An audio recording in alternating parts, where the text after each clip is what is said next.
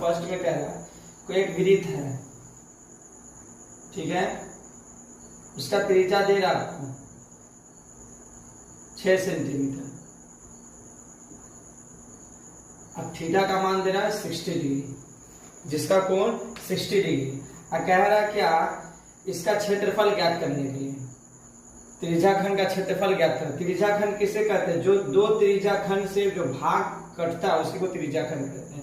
अब डिग्री से पता करो, जैसे 360 डिग्री दे रहा है, इसको दो भाग में लिखो। 360 डिग्री होता है एक वृत्त का, अब दे कितना रहा 60 डिग्री। अब 360 में से 60 घटा दो तो 300 डिग्री बचेगा।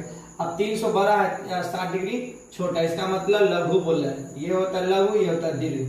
दीर्घ का मतलब बड़ा वाला और लघु का मतलब छोटा वाला।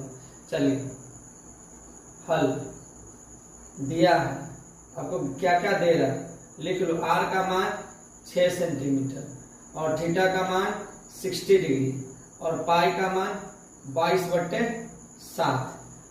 तो लघु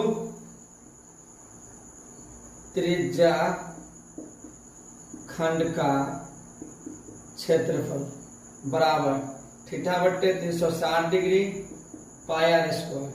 थीटा का वैल्यू कितना दे रहा है 60 डिग्री बट्टे 360 डिग्री इंटू 22/7।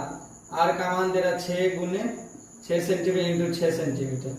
1 0 से 1 0 कैंसिल, 6 1 36, 1 6 से 1 6 कट जाएगा।